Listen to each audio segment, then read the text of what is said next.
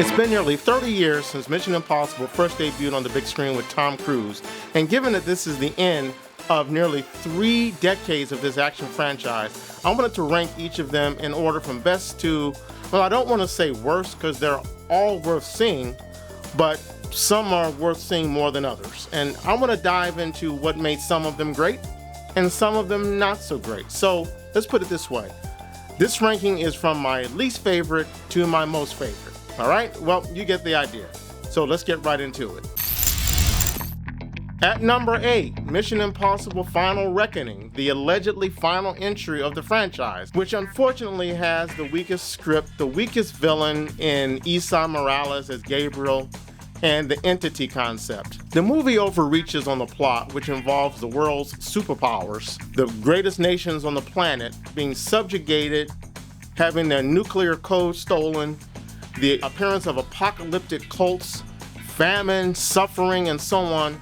But all of that is strictly in the screenplay and in the dialogue. We don't get to see it on screen. So you have a weak villain, a villain that's a computer algorithm, and just exposition to convey how bad everything is. So you really don't buy into it because you don't see it so much. The key stunt in this film is Tom Cruise hanging on the wing of a biplane. At this point, it kind of feels like we've seen this before, but having said that, there is a pretty thrilling action set piece that takes place on a submarine. There are heartwarming, nostalgic moments with the characters and nice nods to the previous Mission Impossible films. This film was directed by Christopher McQuarrie, who directed a total of 4 MI films, the most of any director of the series.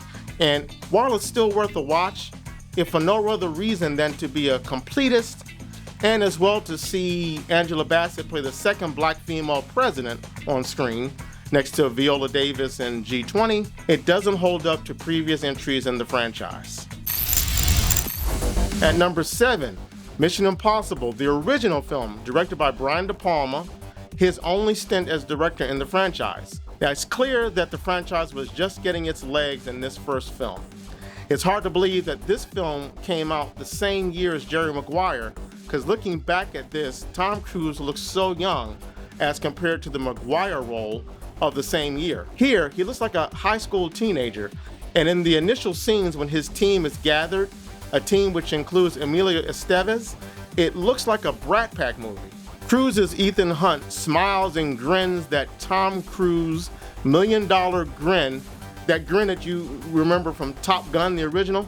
He gives us that $1 million grin in this film, but we never see it again in any of the subsequent films. The filmmaking is more rudimentary with multiple slow dissolves. It's paced a little slower, and Danny Elfman's score, while good, it doesn't drive the action as frequently as the soundtracks do in the later films. This is the only Mission Impossible film where we see the mission directives given to a team leader other than Ethan. In this film, they're given to Jim Phelps, played by Jon Voight, who is revealed as a traitor in this movie. And I seem to recall there was a lot of controversy about that in making this character, who was from the 1966 TV series and was all about the best interests of our country, and making him into a traitor. Now, borrowing from the 1966 TV series, the film creates the template for the Mission Impossible tropes. Rubber masks, code phrases, including the iconic "Your mission, Jim, should you choose to accept it." And we also have the establishment of the self-destructing tapes, discs, phones, etc. When I first saw this movie, I found it impossible, no pun, to follow the plot. And at the end of the second act, there are flashbacks that reveal Phelps as the traitor. And these flashbacks feel oddly placed, revealing Phelps way too early, and at least for me, making the narrative more confusing. Also, at the end of this movie, I did not buy the helicopter flying into the tunnel at the end, nor did I buy into Ethan surviving the red light, green light helicopter explosion, which defies all laws of physics. And don't tell me that a lot of these things in these movies defy the laws of physics, because after this film, we see Cruise doing these stunts practically, and they work. And it's ironic to me that the one stunt in the entire franchise that was not completely practical, being this stunt here, is the stunt that I believed the least. Also, I found Vanessa Redgrave's performance weird and distracting, as if she were drunk the entire time.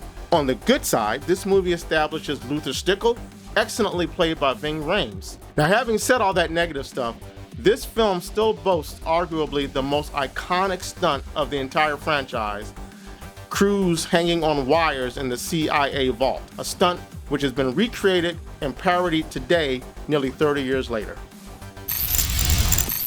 Number 6, Mission Impossible: Dead Reckoning, Christopher McQuarrie's third time as director in the series. I found myself a little bored with this film, watching car chase scenes which didn't bring anything new to the car chases. I mean, having Ethan and Haley Atwell's character Grace handcuffed together while they're driving wasn't enough to make it any less derivative. However, I do like what I believe was a nod to one of my favorite James Bond movies, For Your Eyes Only, when they used that rinky-dink little yellow Volkswagen car or whatever that was, which I think was inspired by that same yellow car, or at least it looks like the same yellow car, that is used in For Your Eyes Only.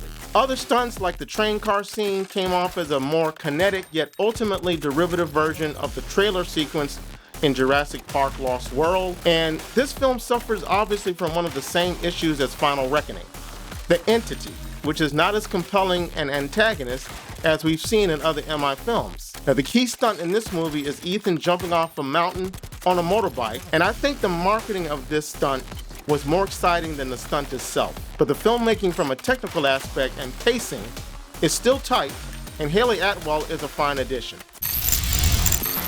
Coming in at number 5, Mission Impossible: Rogue Nation, which was also directed by Christopher McQuarrie, his first of the Mission Impossible series. This film is where I started to feel a little jaded about the franchise, and it came off as stale. The story just didn't do much for me. The film does introduce 3 new characters: Rebecca Ferguson's MI6 agent Ilsa Faust, Alec Baldwin's CIA agent Alan Hunley, and Sean Harris's villain Solomon Lane, who is a very convincing villain.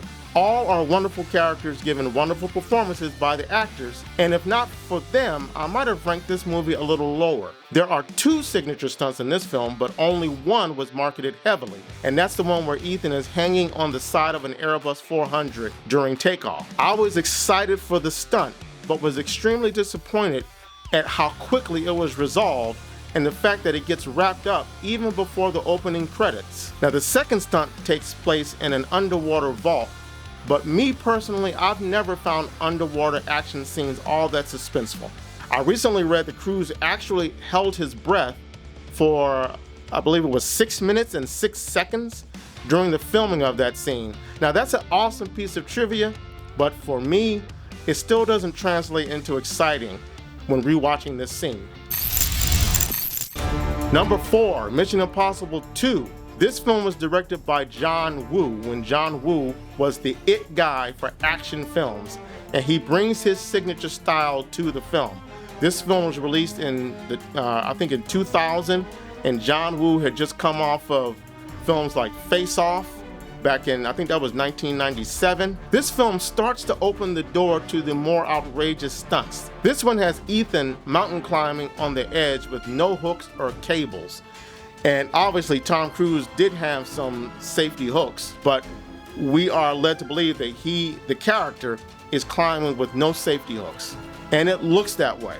This movie is probably the most unique because it's a drastic departure from the first film with lots of slow-mo, multiple cuts on a single action, a lot of balletic choreography with cars and guns that spin out of control. Tom Cruise wears his hair long and silky to emphasize those slow-mo shots where his hair sexily whips in front of the lens.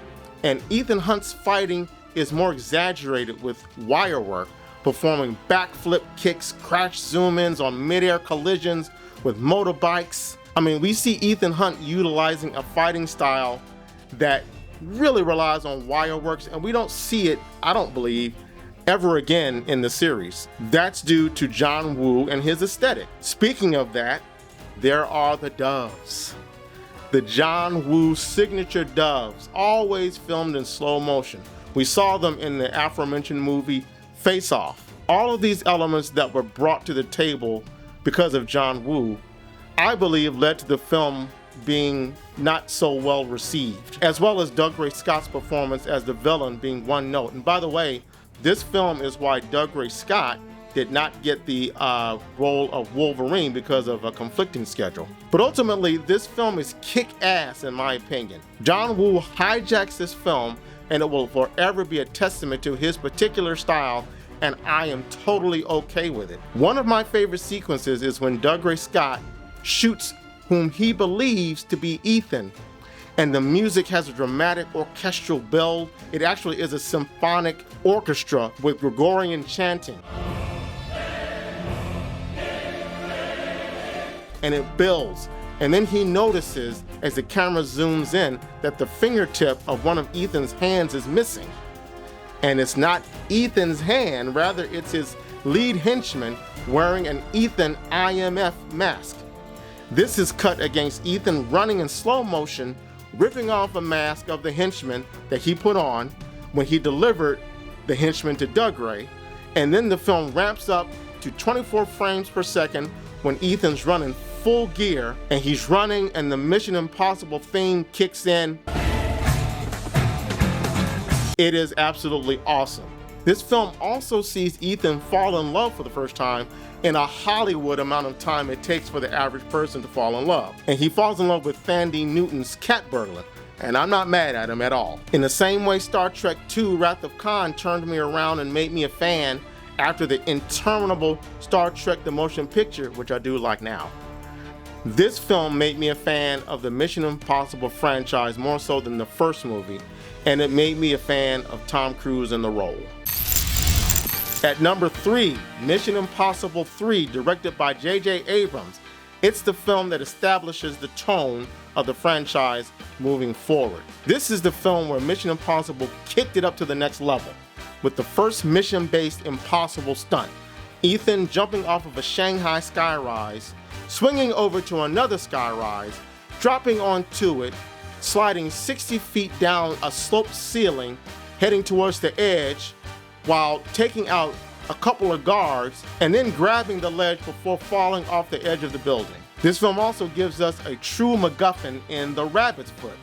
This movie never explains what the rabbit's foot is or what it does. Now we do find out, I'm not going to spoil here, but we do find out later on what it's related to. So Ethan must steal this rabbit's foot to save his wife's life. Yes, this movie establishes Ethan as a married man to Michelle Monaghan's character, Julie. And the villain who orders him to steal the rabbit's foot is arguably the best villain of the entire franchise. Owen Daviau, played excellently by the late Philip Seymour Hoffman. I think the only other villain to hold a candle to Owen Daviau is Sean Harris's Solomon Lane from Mission Impossible 5. Now this film is the first to focus on the running. Tom Cruise is running. You know what I'm talking about, the chopping wind with the hand motion running. And the sequence on the Chesapeake Bay Bridge where Ethan is lifted off the bridge and slammed into a car from an explosion from some jet fighters is heart-stopping. The sequence right after that, where Ethan is trying to get to his wife who's working at the hospital,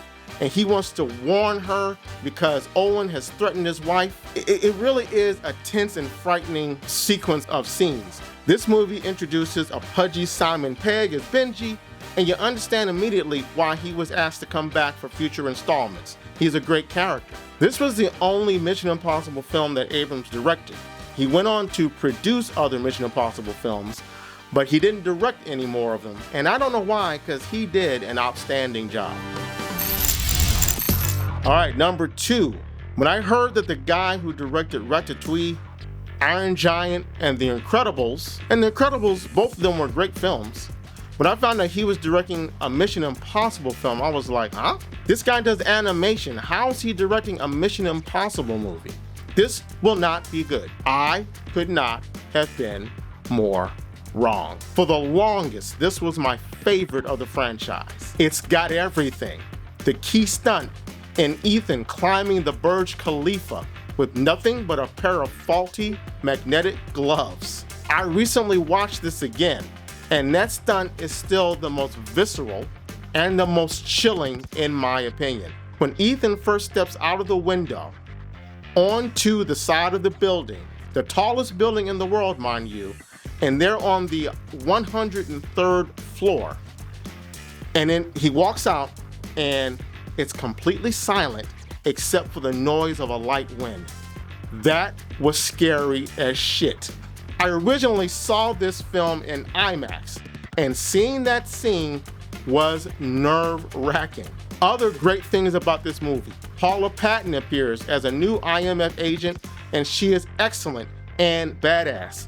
This movie also introduces a pre-Hawkeye Jeremy Renner as a new IMF agent. I recall there was a rumor that he was being considered to replace Cruise in the franchise, which I believe generated a little buzz, but that was never an actual consideration. Léa Seydoux, she plays an unbelievably sexy French assassin, Sabine Moreau. Even the name is sexy. It was also cool to see Josh Holloway, if only for the opening segment. This was the first time I'd seen him on screen since the TV series Lost, and that series made me a fan of him. I was hoping he might be considered for James Bond. So it was great to see him in this spy franchise. Only Jeremy Renner returned to appear in subsequent films, which was fine because his character was cool. But I was disappointed not to see Paula Patton come back again, and I was definitely disappointed that Luther was not in this movie due to scheduling conflicts with Ving Rhames. But the smorgasbord of action scenes, the Kremlin explosion, the entire Burj Khalifa sequence, the chase scene in the sandstorm, and the climax in the parking garage tower, where Ethan drives the BMW off a ledge to get to a suitcase containing a nuclear disarming device. All those scenes, the music, the action, the editing, all of it makes for a standout in the franchise. If you haven't figured out my process of elimination, it brings me to my favorite of all of the Mission Impossible films, Mission Impossible Fallout. I was disappointed that Brad Bird wasn't returning to do Rogue Nation, given how awesome Ghost Protocol was. Then after seeing Rogue Nation and being disappointed by it, I was really disappointed that Christopher McQuarrie was coming back to direct the sixth film, since he started off with Rogue Nation. And even though I wasn't hot on that film, and I put Dead Reckoning and Final Reckoning at the low numbers on this list, all of which were directed by McQuarrie, I was proven wrong to underestimate him, at least with handling this movie. This film is an action roller coaster from start to finish. It starts in Berlin with Ethan, Benji, and Luther losing plutonium cores to the mysterious Apostles, led by the mysterious John Lark. Then it goes to Paris, where the action takes off like a rocket. One key stunt involves Ethan and August Walker, played by Henry Cavill, performing a halo jump onto the Grand Palais. And during this stunt, Cavill's character, Walker, gets struck by lightning. He's knocked out in free fall, and with only 10,000 feet left before they hit the ground, Ethan has to revive him. Then once they get to the Grand Palais, it leads to an awesome bathroom fight where we get the infamous arm reload from Henry Cavill. We meet the White Widow, played by Vanessa Kirby, soon to be Sue Richards from the Fantastic Four upcoming movie. We get an amazing chase scene. We get tons of amazing chase scenes through the streets of Paris. We get Alec Baldwin and Angela Bassett back. We get Sean Harris back as Solomon Lane. This is the film where we see Tom Cruise running his ass off. I don't care how healthy you are, there's no way you could run at the clip that Tom Cruise runs in this movie, but I wouldn't have it any other way. This is also the film where he breaks his ankle, but he keeps going, and I think they used that take. I'm pretty sure I read that they used that take in the scene where he's jumping from rooftop to rooftop, and he hits his ankle. It's pretty gruesome, but he gets up and keeps going, and they use that take. You can see him limping in the take. So many clever and admittedly implausible fake outs, mask camouflages, and it all culminates with the singularly best third act of the entire franchise, which takes place at a medical camp in Kashmir. We get the second stunt with Cruise climbing a rope attached to a helicopter while it's in flight, mind you, and then we get a helicopter dogfight with Walker, and meanwhile Benji and Ilsa are fighting Solomon Lane over one of 2 bombs. Benji and Ilsa are trying to defuse 1 bomb, and Solomon Lane is steadily kicking ass. And then Luther and Julia, Ethan's ex-wife, because Michelle Monaghan came back for this film, they have to defuse the 2nd bomb. But defusing the bombs can only happen once Ethan gets the detonator from Walker to disarm the bombs, and they are in the middle of the air in 2 helicopters. I say all of that to say just the setups for these action set pieces, every single one of them in this film is brilliant. There is no, I mean, it's all fake, clearly, all impossible. I did it again, right? But every action set piece here is 10 out of 10. And in this 3rd act, like I said, the best one of the entire series, it comes down to brutal hand-to-hand combat between Ethan and Walker on the side of a cliff, where of course both of them end up hanging on a rope that's about to unravel and cause them both to plunge to their deaths. These scenes are masterfully suspenseful, masterfully directed, and in my opinion, they make this film the best of the franchise. Trivia note, and you probably already know this, but this was a film that caused Warner Brothers to have to use bad CGI to digitally remove the mustache that Cavill was contractually obligated to wear for this film during his Justice League reshoots. Now, given the excellent film we got here, I couldn't care less how bad it looked for Justice League. And if anyone asks me which film they should watch to get the essence of this franchise, it's gonna come down to Mission Impossible 3, Mission Impossible Ghost Protocol, or Mission Impossible Fallout. And I gotta say, I'm gonna recommend Fallout every time. So there you have it. That's my ranking of all the Mission Impossible film, all 8 films, from my least favorite to my most favorite. And let's be clear, the main reason all of these films are worth watching is because of one person, Tom Cruise. Here's a guy whose personal life I don't really adhere to, but I don't know of anyone, maybe Keanu Reeves, I don't know of anyone who is more dedicated to making his films engaging, believable, practical in terms of the stunts, and someone who's more enthusiastic about giving me my money's worth when I go to the movies. I enjoy, I want to say 90% of Tom Cruise's work, and a lot of it is in this franchise here. No matter how I rated them, they're all worth seeing. If you disagree with me, and I'm sure some of you do, let me see your ranking. Leave your ranking below. Tell me where I'm wrong. If I got any facts mistaken, please correct me. I tried to do as much research as diligently as I could to put this review together, but I hope you enjoyed it. All right, guys, that's the martini for now. Take care. I'll see you soon.